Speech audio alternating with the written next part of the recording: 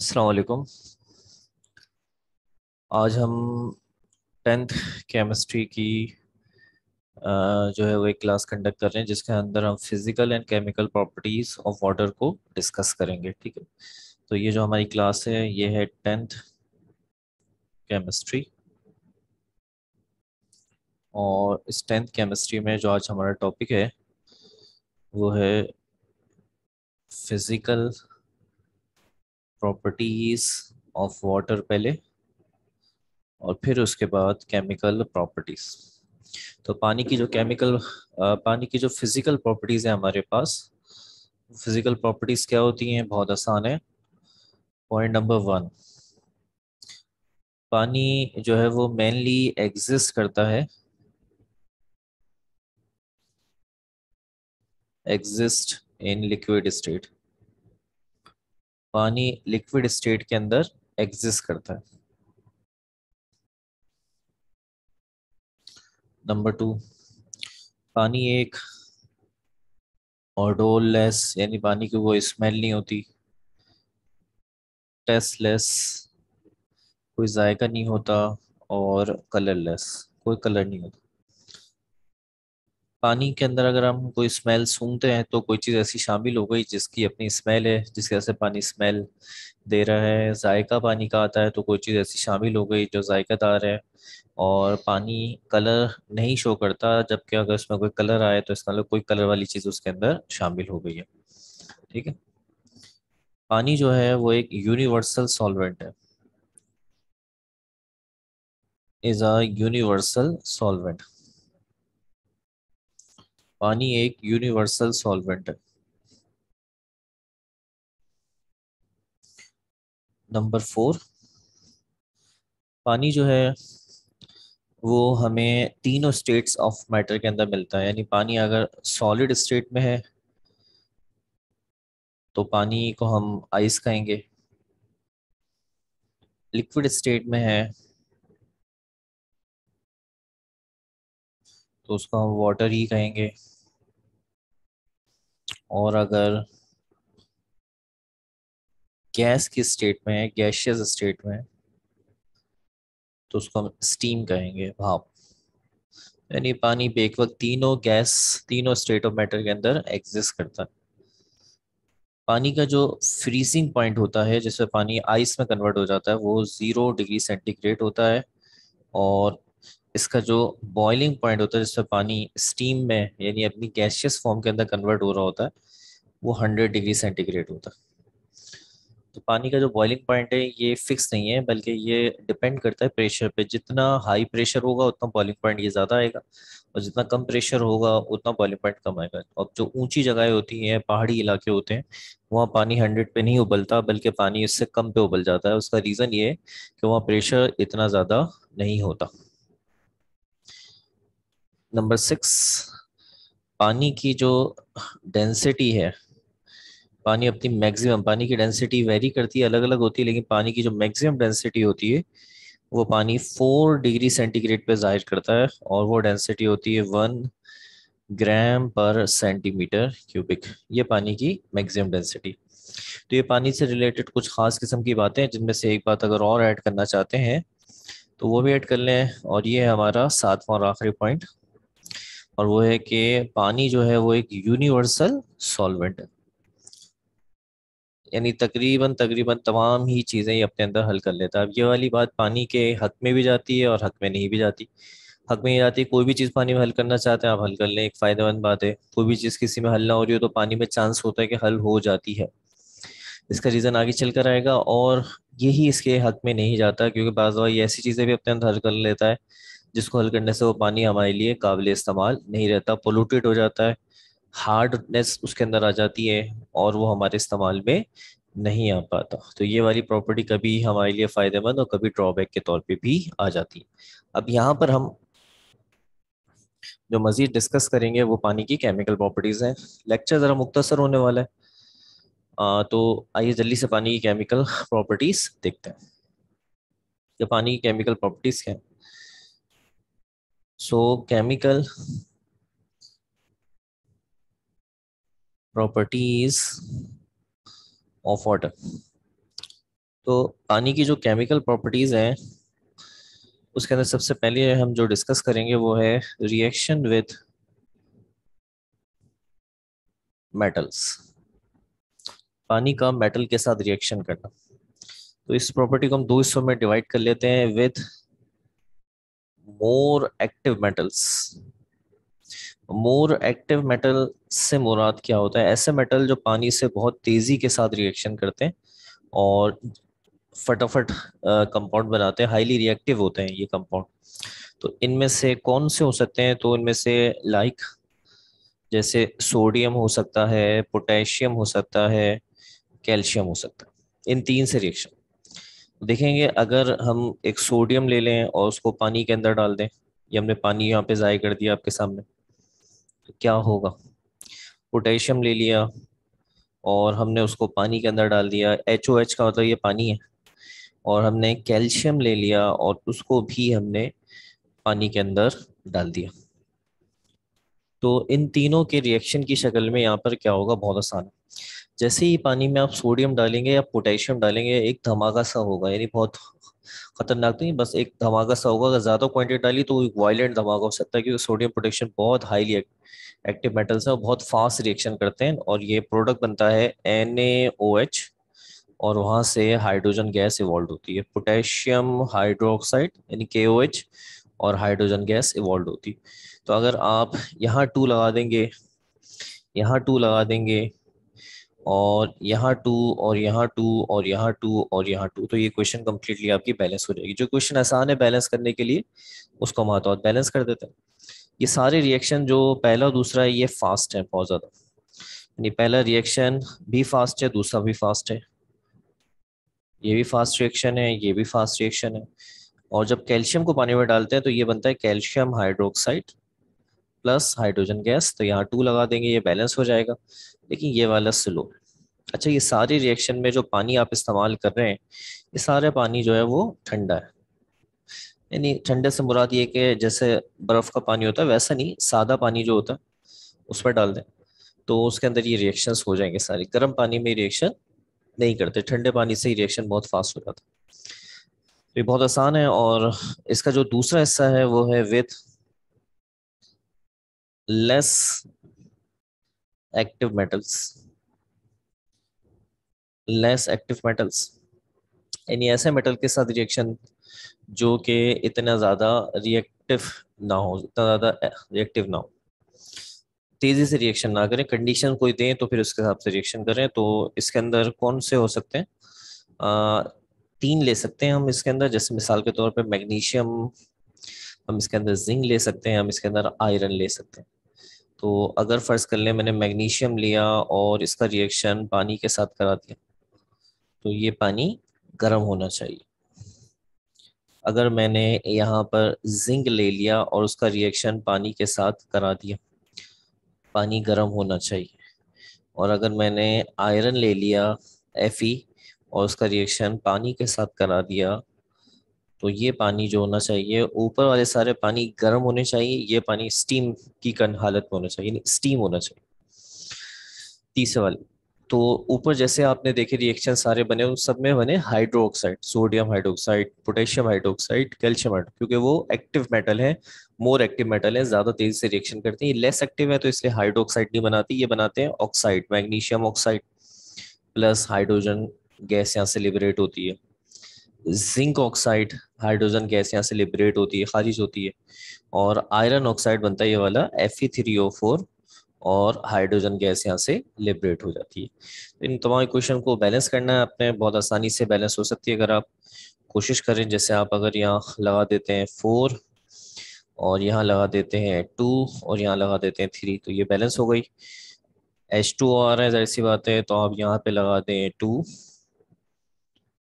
और यहाँ पे लगा दें 2, ये बैलेंस हो जाएगा। ये सेम इक्वेशन है, 2 2, यहाँ 2 और ये 2, ये बैलेंस हो जाएगा। तो ये जो क्वेश्चन आसानी से बैलेंस हो सकती है उन्हें हम आसानी से बैलेंस कर सकते हैं।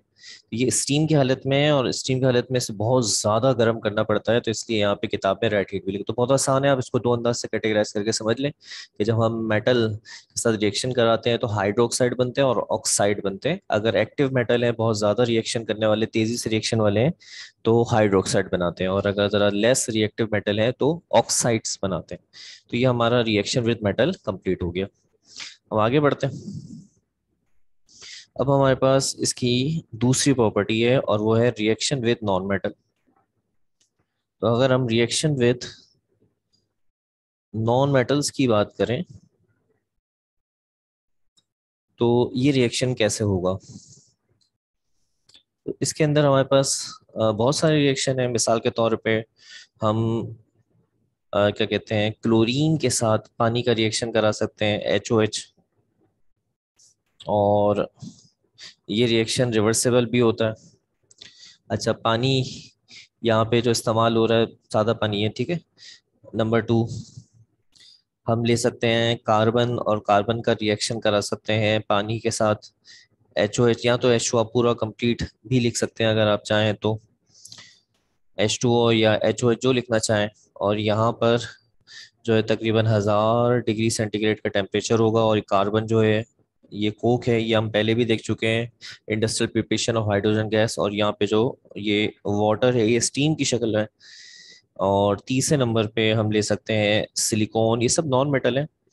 और यहाँ पे भी पानी को जो हम इस्तेमाल करेंगे वो स्टीम की शक्ल में। याद रखें, जहाँ स्टीम आ गया वो हाई टेम्परेचर होगा। तो ये तीन हमारे पास है नॉन मेटल के हिसाब से। तीन मिसालें ली हैं हमने, तो सबसे पहली मिसाल को कंप्लीट करते हैं।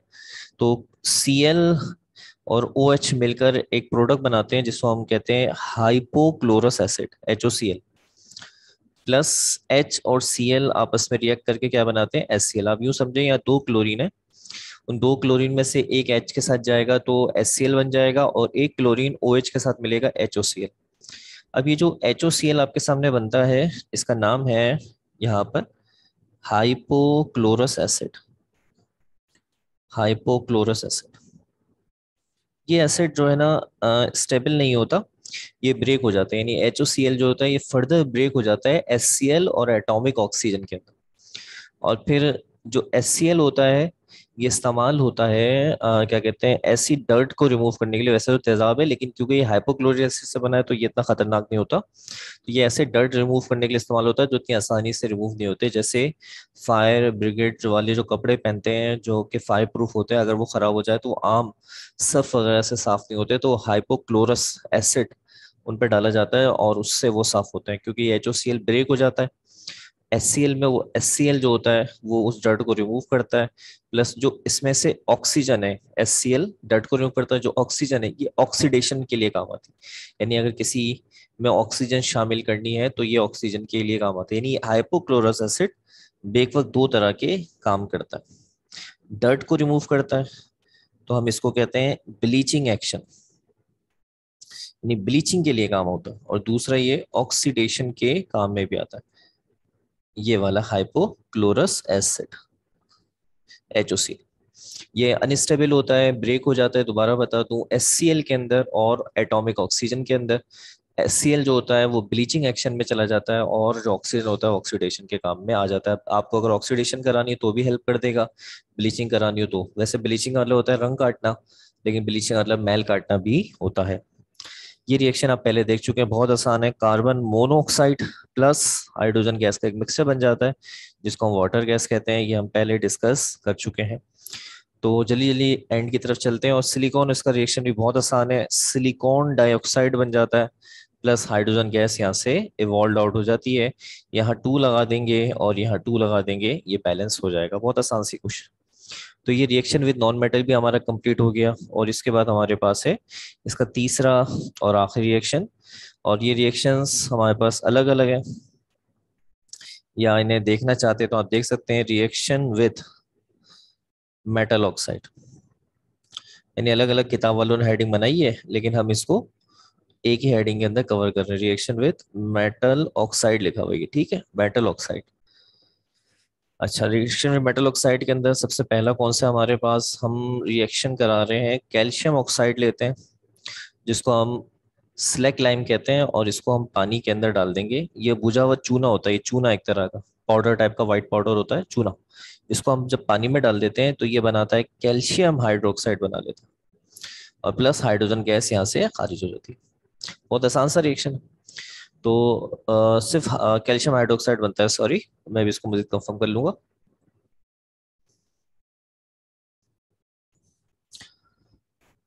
कैल्शियम ऑक्साइड, और जब पानी को हम लोग डिसॉल्व करते हैं तो नतीजे के अंदर ये हमें मिल जाता है कैल्शियम हाइड्रोक्साइड। तो ये जो कैल्शियम ऑक्साइड होता है इसको हम कहते हैं स्लैक लाइम।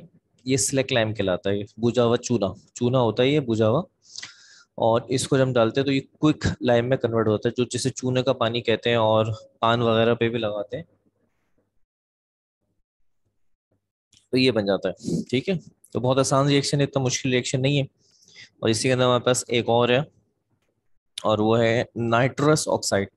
इसका नाम है डाई नाइट्रोजन ऑक्साइड भी कहते हैं इसको, और नाइट्रस ऑक्साइड भी कहते हैं। इसको जब पानी के अंदर डालते हैं तो ये जो कंपाउंड है इसका नाम मैं बता दूं। केमिस्ट्री पढ़ने के दौरान कंपाउंड्स के नाम आने चाहिए हमें लाजमी, जितने पॉसिबल हो याद हो। Nitrous oxide, also called as, आपकी नॉलेज के लिए बता रहा हूँ, इसको लाफिंग गैस भी कहते हैं। ये गैस जो है वो अक्सर डेंटिस्ट वगैरह इस्तेमाल करते हैं। बाज दफा दांतों वगैरह के अंदर कोई दांत निकालने को जैसा कटने के लिए, जिससे मरीज को बहुत तकलीफ हो तो ये गैस थोड़ी सी इंजेक्ट करते हैं, जिससे मरीज जो होता है वो तकलीफ होने के बावजूद भी हंसता है। ये गैस हंसी यानी मसनूई हंसी पैदा करती है, इसलिए इसको लाफिंग गैस नाइट्रस ऑक्साइड कहते हैं। जब नाइट्रिक एसिड बनाया जाता है कमर्शियल पैमाने पे तो वहां पर ये गैस बनती है, इसको अलग से हासिल करके स्टोर कर लिया जाता है, और जो डेंटिस्ट वगैरह होते हैं उन्हें सप्लाई और मुख्तलिफ जगहों पे यूज किया जाता है। तो नाइट्रस ऑक्साइड को जब पानी में रिएक्शन करते हैं तो it is not a chemical process, it is a physical process. तो यहाँ पर जैसे पानी को नमक को पानी में हल करते हैं तो उसका कोई ऐसा सच केमिकल रिएक्शन नहीं है, बस NaCl ब्रेक हो जाता है। इस तरह नाइट्रस ऑक्साइड को जब हम पानी में डालते हैं तो ये कोई केमिकल रिएक्शन नहीं, फिजिकल रिएक्शन है, इसलिए इसकी कोई इक्वेशन, प्रोडक्ट साइड की इक्वेशन नहीं बनती। तो हम सिर्फ खाली क्या लिखते हैं, सॉलेबल या सॉलेबल सोल्यूशन इज ऑब्टेन। हमें एक सोल्यूशन मिलता है, इज ऑब्टेन। इसकी कहानी कुछ ऐसी है, बस मुख्तसर करके बता देता हूँ, लेक्चर को एंड करता हूँ। कि फर्ज कर लें आपके पास आप वाटर मौजूद है, और ये वाटर तकरीबन 100 ml है आपके पास, और उसके अंदर आपने नाइट्रस नाइट्रस ऑक्साइड को डाला, यानी डाई नाइट्रोजन ऑक्साइड को डाला, तो नतीजे के अंदर एक सोल्यूशन बनेगा। ये इसके अंदर हल हो जाएगी, और हल कैसे होगी, 60 ml। मतलब ये होगा कि पानी का तकरीबन 60 ml, यानी आधे से ज्यादा थोड़ा जो होगा उसके अंदर ये हल हो जाएगी। अभी भी 40 ml पानी ऐसा रह जाएगा जिसके अंदर ये हल नहीं हुई होगी, यानी कंप्लीटली डिजोल्व नहीं होती है। हाफ से ज्यादा कह सकते हैं आप, जाहिर सी बात है ये डिजोल्व हो जाती है। तो ये सोल्यूशन बनता है जिसमें नाइट्रस ऑक्साइड या डाई नाइट्रोजन ऑक्साइड हल हो जाती है। तो हमारी रिएक्शन से बहुत आसान से, जिसके अंदर हमने मेटल से रिएक्शन कराया, और एक्टिव मेटल जो थे उनसे रिएक्शन कराने पर हमें हाइड्रोक्साइड बने, और जो लेस एक्टिव थे उससे सिर्फ ऑक्साइड बने।